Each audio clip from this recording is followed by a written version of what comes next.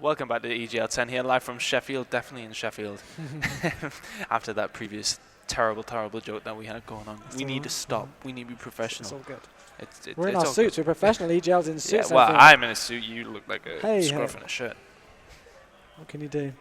This is what I get. It's getting late now. We're waiting on the game being started up. I'm not too sure what the problem is, actually. I think we still haven't actually a problem. I'm not sure why we're being brought back yet. But yeah, okay, so next, what we have coming up after this game is Tech taking on Infused. The winner will be a guaranteed top 6.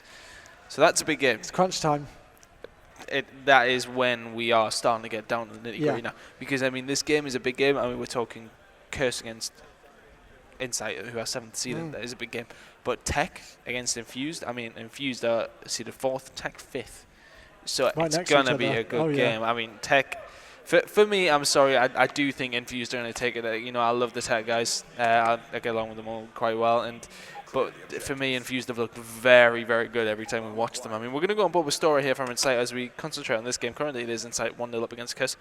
But Stora, for me, was very impressive in that first map. Oh, yeah, definitely. He was the guy who impressed us all as he does throw that trophy system down, going for that stereotypical B push here with this M8 getting on top of this yellow generator section. As we do see Hadzi there picking up Mac, and that's going to already be a 3v4 situation in favour of Insight as they do manage to take out Wander as well. I knew these guys would be strong on Search and Destroy. They've already got that 2-man advantage, but Ryder instantly comes in with a 2-piece there on Hadzi and Stora. The bomb has gone down now, a 2v2 situation.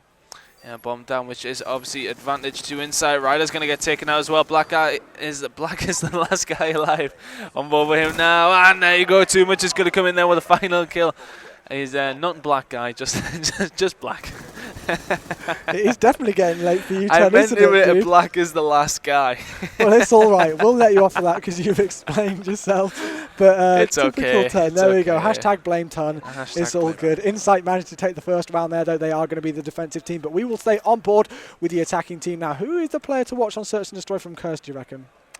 I definitely think we should go on board with Ryder. I think he's one of these guys. I mean, he plays a lot of GB. He is one of these guys who likes to play a good game of S&D. So, I mean, I think he's definitely one of these guys who'll have either one of those little diverse tactics or he'll do his little rushes and stuff. So, we'll see what happens. I mean, if I have a look at the minimap, and he's on the opposite side of the map as the rest of his team come over. There you go. Now we're going to have 4 inside A by the looks of it, which is going to be impossible for Insight to try and break down. They did win the first round. But this is looking good for Curse. Yeah, sorry, that was an important kill there from Mac. On Too Much, I believe it was, looking down towards that stairs section over on this A-bomb site. But the bomb has gone down. 38 seconds left on that. Stora, Pato, and Hattie have all the work to do. Done well. And there we go. They've done well. They've actually moved it in their favour. Stora, look at that kill there. Black is the last one left alive. He manages to pick up a kill. They're now making it a 2v1 situation, but he gets taken out. Hadzi and Pato absolutely going massive. And look at that push. You know, they had 4 in there on that A-bomb site. The bomb had gone down as well. Didn't phase the guys from Insight at all. They just pushed in there. You know how I said it was impossible? They just called you out. They just went they called me out. Yeah, that's what it was. You know, I think I need to give up. It's all right. By turn, I'm just going to solo cast the rest of this game on my own. I'm washed. No, of course you aren't. But there we go. Pato managing to pick up the final kill there on Black with that Scorpion as well. Now, I hear a lot of people say that it's a warrior gun because a lot of people with a good connection online like to use it. I don't know what I think about it. I think it's just because people can't handle the fast fire rate when people are accurate with it. It's because people like to have a good moment. Oh, of course if you get outshot, it's never your own fault, is it? No, of course it's not. No. I play online, and realistically, who's out shooting me? Absolutely nobody. That's my question. But we're going to go on board with Too Much, who has the bomb for his team here. It looks as if Insight are pushing towards B. Yep, again, that B push from them as Pato gets a nice shot there with that DSR on Wander, already pushing it in their advantage. 3v4 situation. Hadzi does go down, though, evening things up from Mac. 3v3 with still 1:06 on the clock. Well, Insight are really showing that they are a force to be reckoned with this weekend. I predicted Curse to become 5th this weekend. Insight are really turning this round, though. I mean, 2-0 up in the S&D and 1-0 up in maps. It could be very easily 2-0. And it's a discussion I'd like to have is, at what point in S&D do you think, oh no, we're in trouble here? Because, I mean, 2-0 down isn't really significant. I think with CTF and stuff like that, I mean, if you're 2-0 down on CTF, as we've seen before. Yeah, as we saw earlier. It's very easy to bring it back. But currently, 2-0 down S&D isn't too bad either. When it starts to get 3-0 or 3-round difference, that's really when you're in trouble, I feel. And as we can see, Too Much is moving towards the A-bomb side. Black's going to make the kill, as is Ryder, though. Last guy alive for inside is going to be Storer. That's a great shot to start the round up.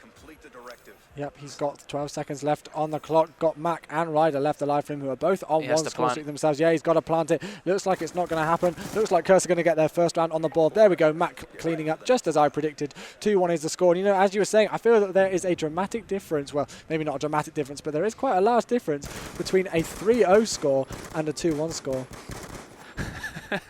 I am getting some hate on Twitter. Oh, dear. Oh, dearie me. Whoops. On board with Black for the attack. Blame ton. No longer part of prophecy. I've been sacked for racial comments. It didn't mean it like that. It was a mix of words.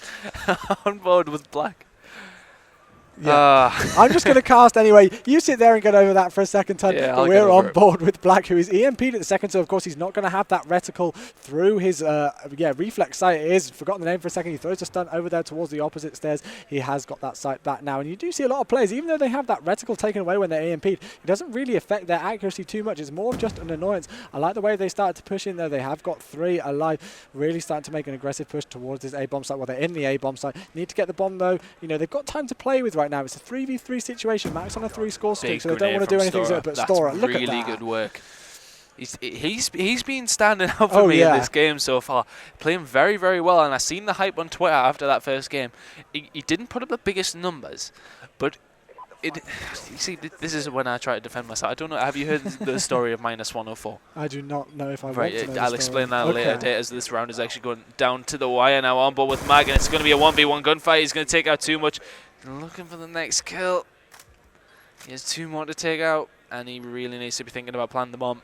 Yeah, he needs to do something here because he is on a 4-score streak right now, about 2/3 of the way to that Hellstorm missile. Makes it 3/4 of the way to that Hellstorm missile, and I think he's just going to back away here now. 2 seconds left, and it doesn't look like he's going to get the kill. Pato, is the other side of the map, and you know it's horrible that had to happen when you go 3-1 down, and you know they did that work to manage to bring it back to 2-1, and now it's gone back to 3-1. But it was important for him to stay alive there to make sure he's even closer to those streaks. Call of Duty, why are you broken? What's going on here? Anyway, as we see the score on the top left hand of the screen, not your middle. Currently 3-1 now to Insight.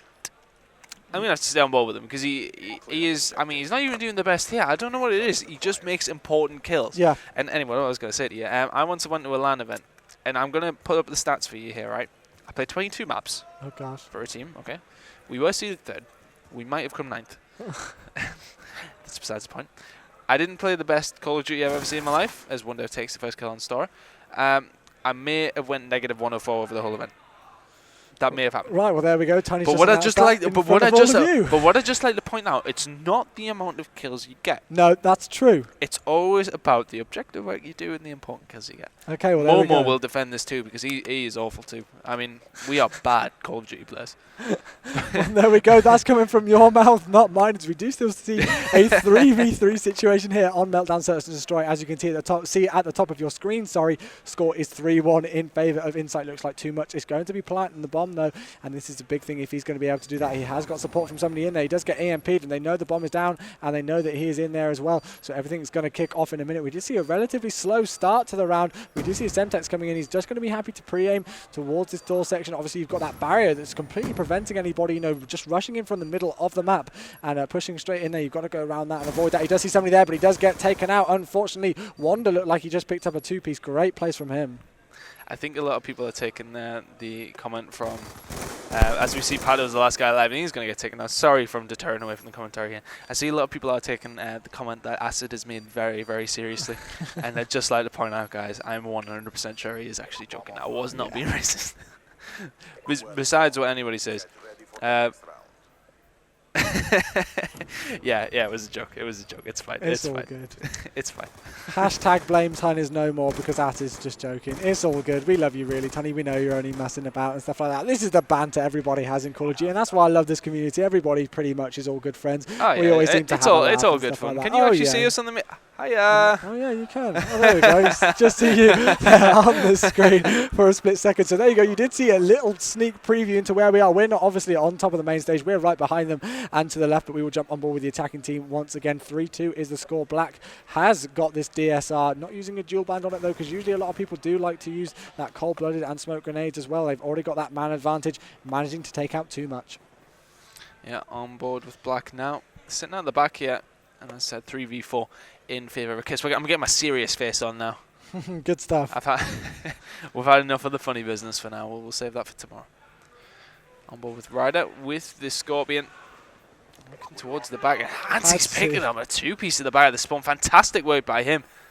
2v2 now, sorry. As Ryder takes out Pat up. Stora and Hadzi take on Wonder and Ryder. Yep, Hadzi and Ryder both on 2 score streaks themselves. And we see Ryder here using that ghost camo on that Scorpion. Of course, a great bit of DLC there from the guys from Treyarch to give us that ghost camo. I haven't actually got it myself, but it's definitely something I like seeing on there. Obviously supporting the next Call of Duty game, which comes out in just a few months' time. Wonder has been able to pick up the bomb, though. He's got 21 seconds left on the clock, so he definitely needs to do some work. Ryder managing to support him as well, and they look like they're going to be making a push here towards this B bomb site. Wonder manages to pick up a kill there on Stora, saving Ryder's life, and they need to get this bomb down quickly. Yeah, Ryder has a few different directions to watch. He's watching the right one. No, he's turned around at just the wrong time. And if he defuses this bomb, I'll die. Oh, there you go. Nice shot by Ryder. That's going to be 3-3 now. So Ryder picking up the final kill on Hadzi, who did very, very well to pick up the 2Bs and it very, very well to slip past these two cursed players here in the end. But here we go, on board with Ryder for the randomly kill cam. It's an easy enough kill. Yep, I have seen somebody do that before on this map, on that bomb site as well. I've seen a guy who just pushed in there. The other guys were starting to watch the flanks, and he just pushed right through the middle and got a ninja defuse basically as soon as the bomb went down. It was pretty crazy. That was definitely one of my highlights I've casted over. But here we go. Score is 3-3 on this Search and Destroy on Meltdown. We'll switch up and jump on board with the defensive team this time because we haven't seen them too much. Okay, yeah, no, we're staying on board with them. That's cool. That's you're fine. driving this one, so that's all good. You're the new guy. You think you yeah, that's cool. That's fine. It's all right. It's all good. But we'll jump on board the defensive team, see what work they can do. Well, everybody looks like they're starting to push towards this B bomb, this generator site. Black again using this DSR as before. Doesn't see anybody there over towards that catwalk section at all as Mac picks up a big kill there on Hadzi 3v4. Oh. Now look at that headshot. Nice play by Black there. Knew exactly where Stora was going to pop his little head. And then he did the rest of the work with that DSR. I'll stop clicking the pen. On board with Black in the moment. And that's going to be 4-3 now. So there you go. Curse bringing this back. They were 3-1 down, 4-3 now. Can they get back in this game? Because to me, at one point, they were looking pretty much dead and buried. One thing I've got to say to you, one word, and we mentioned it a lot, momentum. Yep, absolutely. The biggest thing in Call of Duty. Yep. An absolute long shot. I mean, if you got a team who is demotivated, but the best team in the world, playing against somebody who's not really that good, knows how to play competitive Call of Duty, but has all the momentum in the world, you've got to go for the momentum team. I mean, it's one of them things where you're just so hyped. And it's like, I don't know how to explain it. It is strange. And there is, people try to put, like, if you come up against a team that is hyped and on a nice little momentum run, you try and prolong the start of the game for as long as possible. People have done that to me before. Dirty tactics. Yes, dirty. It is dirty tactics, but this is Call of Duty. Anything can happen with it, which is, of course, why we love commentating over it. This is my first event commentating, so I hope you guys are enjoying it. I'm doing my very best. I'm having a lovely time here, casting with Tun, Gooch, and Bryce, of course. Definitely enjoying myself. It's good to be at an event like this, being able to cast. This is my first ever EGL even, so definitely a privilege to be casting it. But we do see Pato there picking up a nice kill there on Mac, moving the kill figure in their advantage for this round. 3v4 in favour of Insight and Ryder. Getting a bit of an itchy finger there. Looking towards the top of their spawn. He might get away. Just about does. Staying alive. 4v3 in favour of Insight. Yep, we see 25 seconds to go. Yep, 24 seconds on the clock, as you do say. Again, going for that B push, and they've got to get the bomb down quickly. I like the way the Insight seem to be playing this racked up on that top section, but we do see kills going in back and forth right now. Wonder managing to take out Pato. Hadzi taken out Ryder. 10 seconds on it. Black is going to be able to plant the bomb, and they do have that man down. So it looks like Stora's trying to push in there and was going to try and get those kills, you know, with it. But Hadzi again with the two-piece, it's difficult to stay off this guy, it seems, on S&D. All of the guys going from Curse go down, and you know, they lost a couple of rounds in a row. They lost 3 rounds in a row, I believe it was, but Insight again just showing their dominance, and that was brilliant, and it looks like Hadji's about halfway to that first score streak. Yeah, he's playing it very, very well. Fantastically well done. Here we go. Picks up one with the MSMC. Got a couple of shots in the other guy by the looks of it. And some other bullets going into black at the same time as him. There you go. He's going to pick up the 2 kills and the bomb defuse. And as I said, very, very close to his score streak. Yep, 4-4 is the score. We will jump on board with the attacking team Support, as usual. Yep, which is going to be Insight again, and they need to win this one because I think if they win this one, they're going to stand a good chance of keeping the defensive round as well and winning that. But you never know in Call of Duty, of course, too much making a middle push here. The rest of the team are going over there. Lovely awareness to know that Ryder was over there, just checking to see if anybody's coming in. He does get taken out there from Wanda. I thought he was going to pick him up as well. 3v3 situation. Insight starting to push over towards that B bomb site. Yeah, and in a good position to do so. They did have 2 guys pushing on behind, and one of them's jumped back to A. Let's actually go on board with Mark, who's the only guy over here for the Curse team against 3 different Inside players. I'm sure he's fully aware that they're over there, though, which is why he's playing this so passively, making sure that nobody's going to take him out cheekily or anything like that, just pre-aiming towards this yellow generator section, making sure nobody's going to do any surprises. But look at that awareness.